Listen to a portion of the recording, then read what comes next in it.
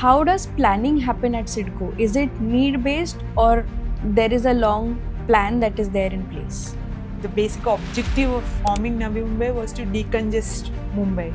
There are multiple factors which go into building a city, Yeah. and that cannot be done on a need-based or reactive kind of plan.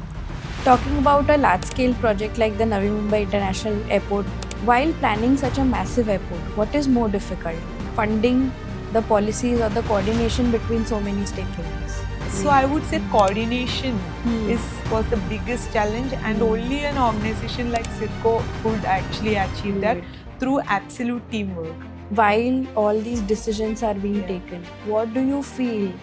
That the public never realizes. This project is going to change the entire life, or rather the economy of Navi Mumbai. And today you might not realize it, but tomorrow your children are going to benefit from it. So there are so many multimodal transport networks that are coming in, but people still prefer driving by car. So what perspective shift would you like to give the audience about it? To actually shift from private to public transportation, the last mile connectivity becomes very important. Navi Mumbai is way ahead of its time, but what can the people expect in the next 20 years now?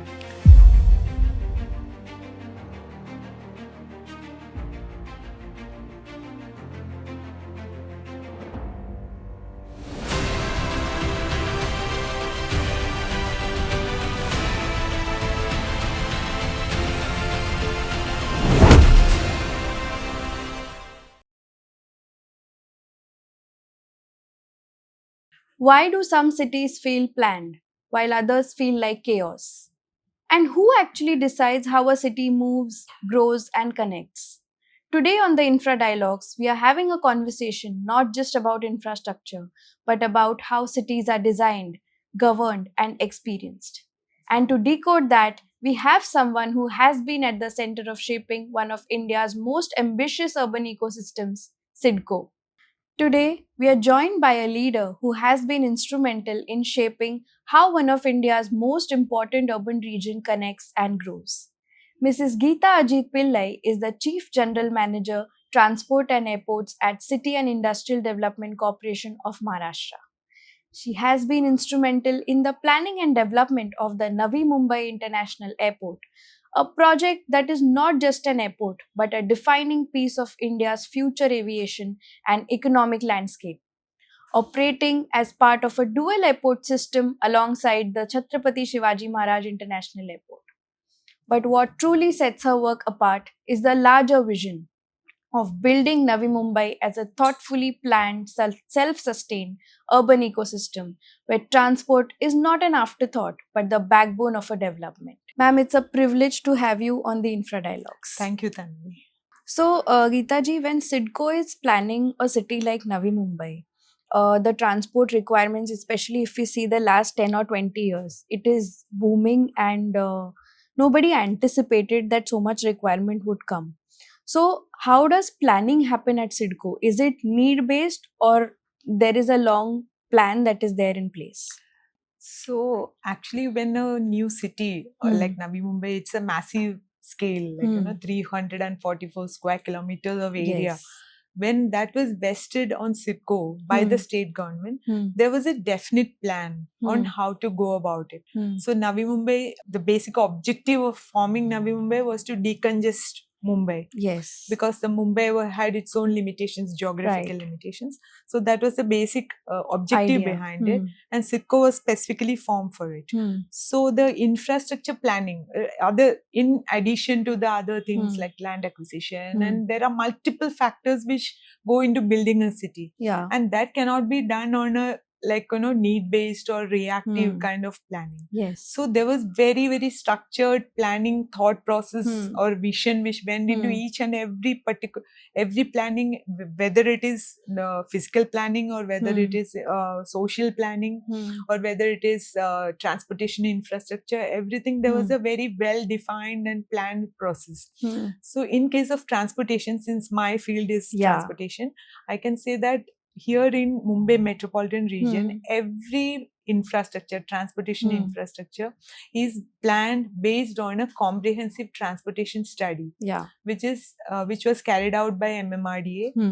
and recently updated to 2051. Hmm. So there, it is based on a demand forecast kind of Yes. that Yes. 4-stage proper Hmm, hmm, transport planning model Yes. is There in place. there in place. Hmm. So based on that, there is Hmm. a comprehensive CTS based network is Hmm. in place Hmm. for the entire MMR.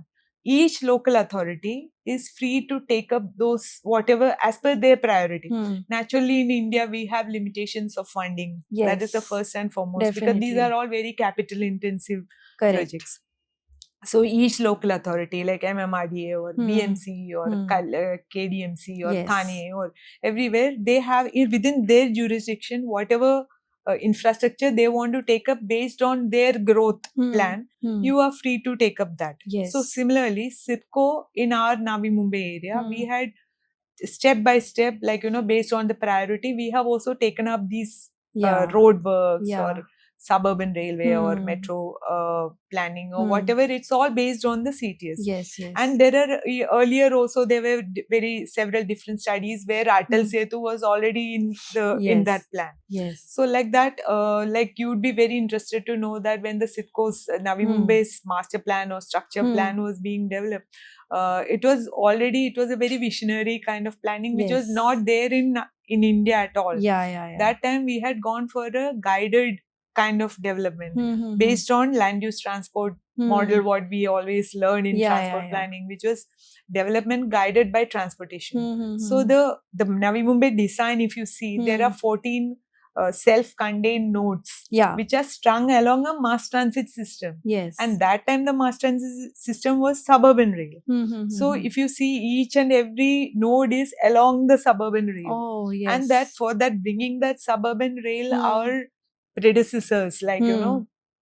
they had to literally move the central government Yeah. to bring that railway into the Navi Mumbai. And that Yes. time we had to go for, now we keep hearing about JVs and SPVs and all that, Yes. but this was in 70s. Yes. We went CITCO really like push hard.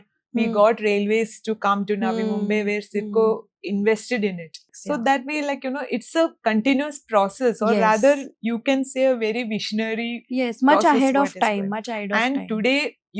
today I might be the face of that development, but Yeah. there are many people, my Behind previous it. bosses, who have Yes. literally worked very hard. And even Hmm. it's much easier today. Earlier Hmm. they had to convince each and every Hmm. ministry or each and Yeah. every organization, Yeah. and they had to literally move the machinery. Things were not that Things easier were back not then. easier Hmm.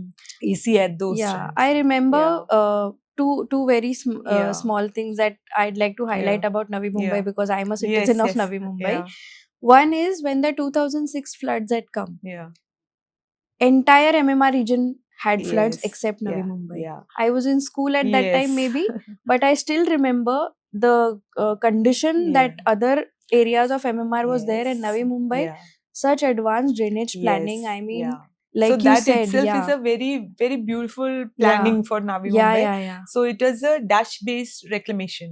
So Navi Hmm. Mumbai was reclaimed based on the Dutch methodology, Yes. where we developed bunds all along the city, and rather than filling the full, the land, Yeah. there was only bunds were created with Yes. no return, single Hmm. the same valves. Hmm. So the entire drainage system of Navi Mumbai Hmm. is connected to these holding ponds. When the Oh. stormwater drain, Hmm. the Hmm. water Hmm. comes, it comes and gets collected in the holding pond. Yes. And when the low tide happens, the valves open and the water drains out to the creeks around. Yeah, yeah. So yeah. that is how Navi Mumbai was Yeah, designed. the bund drain technology, I Yeah. had So seen that it. is Yes. like it's Yeah. all high technology Yeah. we envisioned at those times. Yes. And Even the second I know is the Palm Beach Road. yes, I yes. have never seen a Yeah. pothole on the Palm Beach Yeah. Road. Talking about a large scale project like the Navi Mumbai International Airport, which is recently launched. So, while planning such a massive airport, what is more difficult? Funding, the policies, or the coordination between so many stakeholders? That's a very interesting Yeah. question, because I don't think CITCO has ever seen such a major project Hmm. like Navi Mumbai International Hmm. Airport. It is the biggest project which was taken up by CITCO, Yes. and it took a lot of planning, lot of coordination. I think 2 And decades it took. yes, it Yeah. almost, yeah. Hmm. So many people at that time, public would have wondered what is happening. I mean, whether Hmm. such a project will ever take off. Yeah. But then you need an organization like CITCO where there are dedicated people who are working Hmm. continuously. Hmm. So maybe like in my department was holding the main the we Control were the of key yeah. department in the project, The key decision maker. decision maker. But at the same time, we had a Hmm. very good team support from the entire CITCO. CITCO. Hmm. So including the management, the senior management, whether whichever IAS officer or whoever got transferred and whoever comes, they all were completely dedicated to the project. There was a complete land acquisition team which was working dedicated for the airport. There were engineers who were working dedicatedly on the project. So like that, it was a very big teamwork. Yeah. And so naturally, I would say funding, for it was a PPP project. Yes. So funding is not a problem. Yeah. So policy, yes, government has to be very, in case of PPP, what we have seen is the government level policy has to be very strong. Yes. It cannot change. Once it is decided that you are going in a particular path, you cannot then waver, and then that creates a kind of distrust in the private partners or the prospective bidders who are going to plan or rather planning to participate in the bid. So once a policy has to be very clear, and the land acquisition is, of course, it's very difficult, but then we had total support of the government and the social interaction factor, what we brought faced, in. We faced rather a lot of opposition in the beginning, but then we realized it is mostly because of their insecurity. Yeah. In case of CITCO, what happened in Navi Mumbai had a very inclusive planning. So the 95 villages or small villages which were there in Navi Mumbai, we never asked them to we never displaced them. So the city was built around these villages. Yeah. So, and CITCO in fact strengthened the physical infrastructure or social infrastructure of these villages.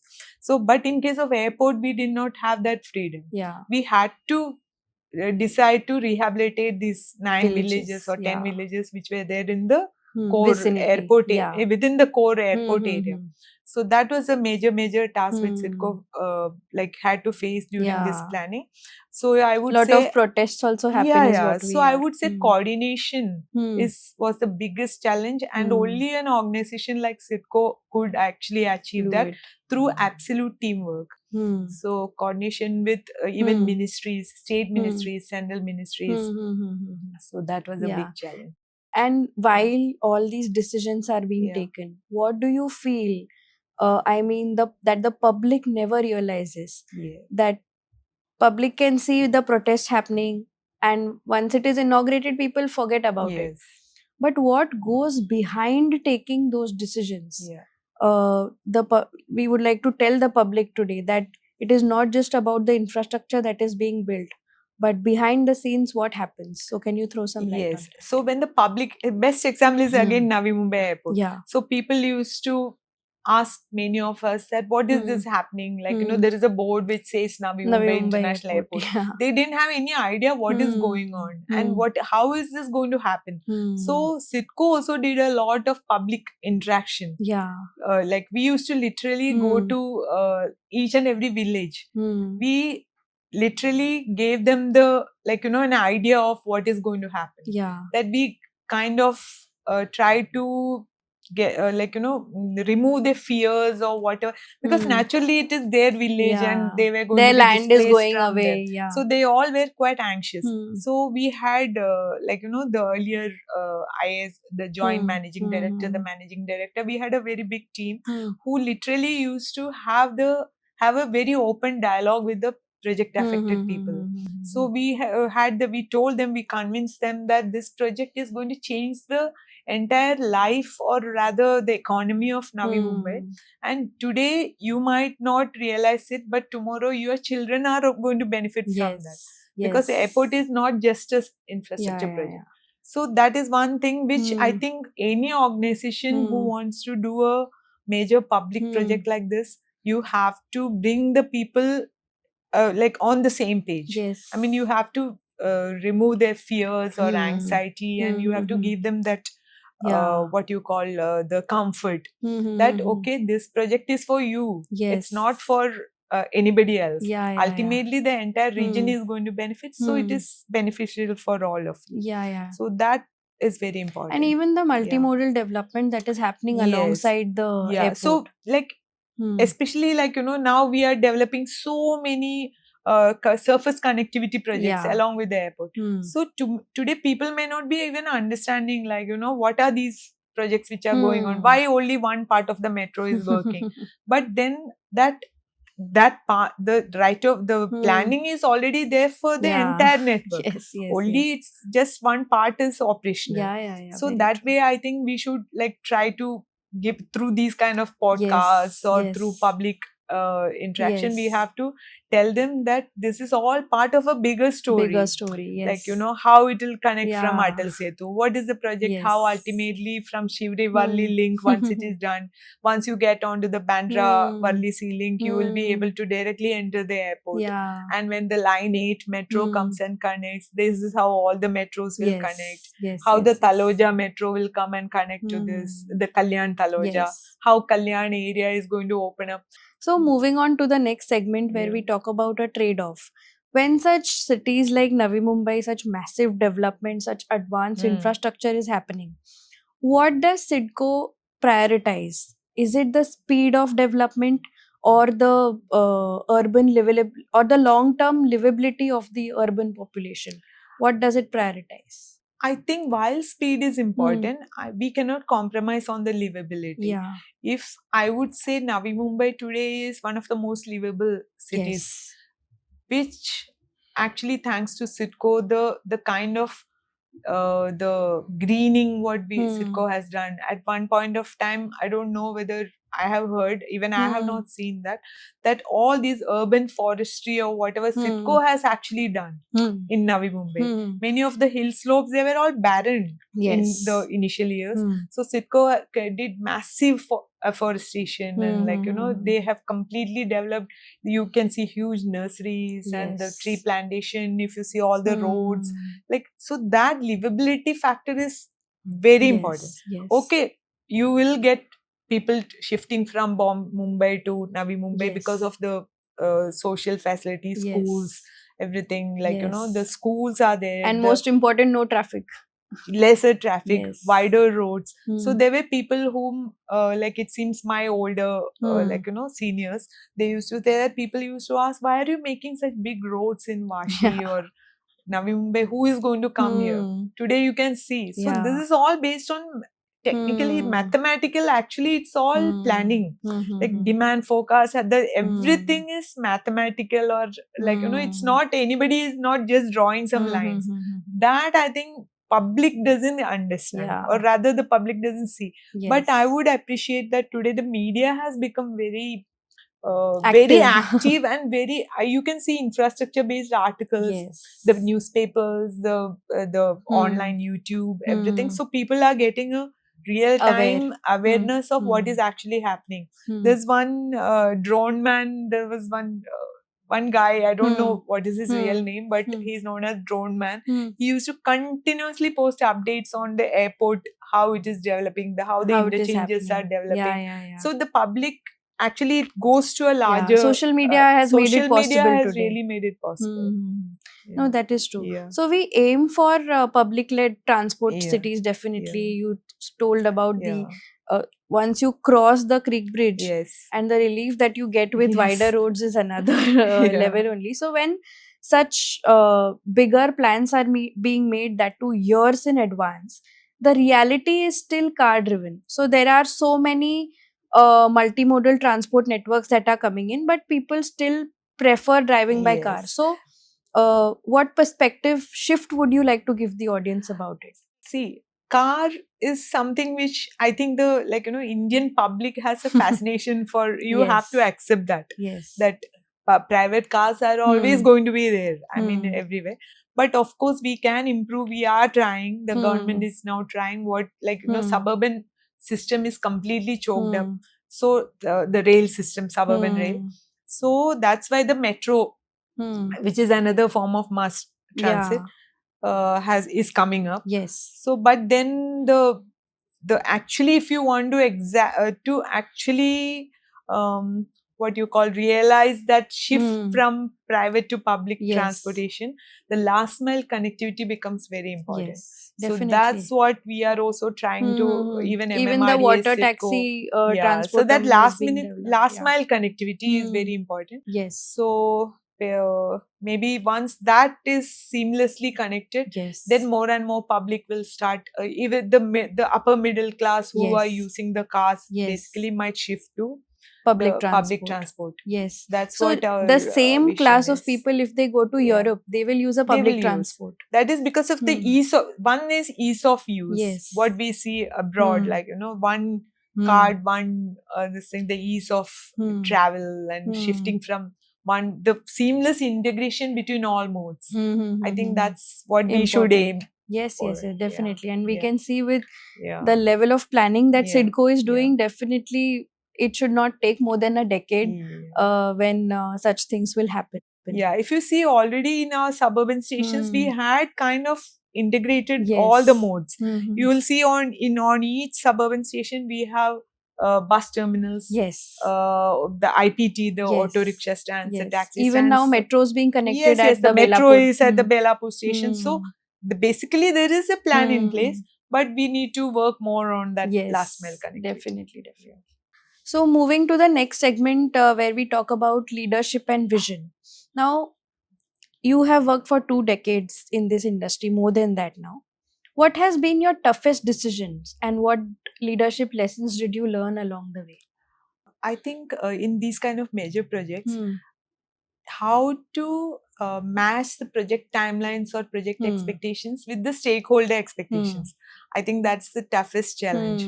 So for that, we need to work as a team. Yeah. You have to be dedicated, and like in any project, as you also would know, that you are nothing without a proper good team. Yes, your team definitely. is your strength. Yes. So in case of challenges, any challenge, my the lessons what I have learned as a the head of a department or as a leader, I would say, I would not call myself a leader, No, but you are. but what I have learned is that if you keep your team motivated, to keep them, the dedication what they show ultimately will be the success of your project. Yes. So to do that, you need to be strong in front of any adversities. Yeah. So whether it is your personal challenges or whether you have any professional challenges, when you are going through ups and downs, you cannot let that affect your team spirit. Yes. And I think that's the biggest lesson what I have learned. And what has been your toughest decision till date? Toughest decision, I would say, to to continue in this project despite any professional setbacks. Or rather personal setbacks or anything, to continue without losing the focus. Definitely. That is, I think, the toughest decision. Yeah, and you are in a male dominated industry that is there, and it must be definitely difficult during those days. Today I think there is not much of an issue, but during those days maybe because it's Mumbai and being in Maharashtra and all that, I somehow People never never- felt that kind of a discrimination or a male dominated field. Or maybe Okay, even not today- discrimination, but taking but you they- seriously, maybe that might have not much. not much. Not Okay. much, I would say. That's Way very good CIDCO to is know. very evolved as an organization. That I keep on saying in all platforms, that here women are like, you are not treated like a woman officer or a male officer. There is no difference. Respect It to the all chair. depends on your merit. If you are meritorious, you have your dedication, then no one even thinks whether you are a woman or a man. That I think I was lucky to work in that kind of an atmosphere. But I think people only victimize themselves. And maybe in different fields, I don't know how it is, but here I have never faced that. That's very good. Yeah. And now that dreams like Vikasit Bharat 2047, Yes. Vikasit Maharashtra, Yeah. such big dreams are Yeah. being Yeah. seen, Yeah. infrastructure and especially transport infrastructure is Yeah. going to play a key role. Yes. More than 50 or 60% of Yeah. the contribution is going to be Yeah. of infrastructure, Yeah. definitely. Navi Mumbai is way ahead of its time, but what can the people expect in the next 20 years now? So what has happened now? The central government has got a project called Growth Hub project. Yes. So Mumbai has been chosen as the study pilot city for the tier 1 city. So the vision for that growth hub, what we have been given, is that to make MMR like from a GDP of 150 billion USD today to 300 billion USD by 2030 and then 1 trillion by 2047. So that aligns with the Viksit Bharat Bharat and the 2047, Maharashtra Vision 2047. So we are working as MMR or as the government, we are all working towards that. Navi Mumbai forms a major part of it. It's one of the most important stakeholders in that entire MMRDA, along with MMRDA, MSRDC, and other organizations. So we are now like today, maybe in the last 50 years, Navi Mumbai, we were focusing on the physical and social infrastructure. Now we have gone into a completely different plane, especially with the airport, which is a gateway airport for the country itself, coming up with the vision of having a 90 million passengers in a few years. Yeah. So with a huge cargo terminal the cargo terminal which is going to cater to 3.25 million tons of cargo. So that changes the game entirely. So the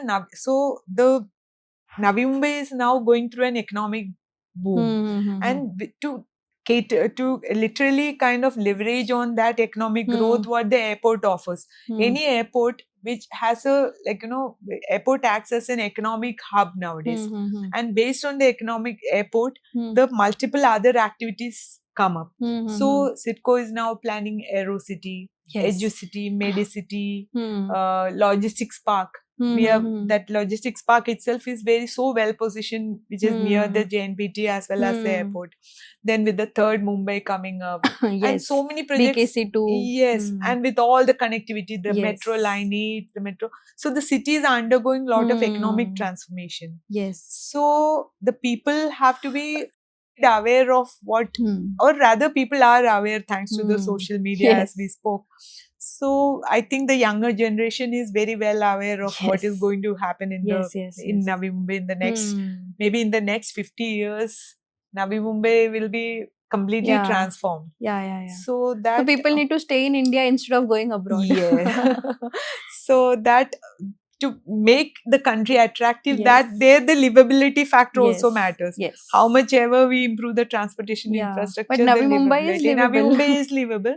So that we have to keep on focusing on that. So with all that, I think the people will start appreciating Navi Mumbai more, and make the city more vibrant and more happening. Oh, definitely. That is a long seen dream. Yes. And I have been in Navi Mumbai for 3 decades now, but the way things are being developed, and now with the Navi Mumbai airport is a feather on the, it's like a feather on the cap. So it was a challenge definitely to go to Mumbai.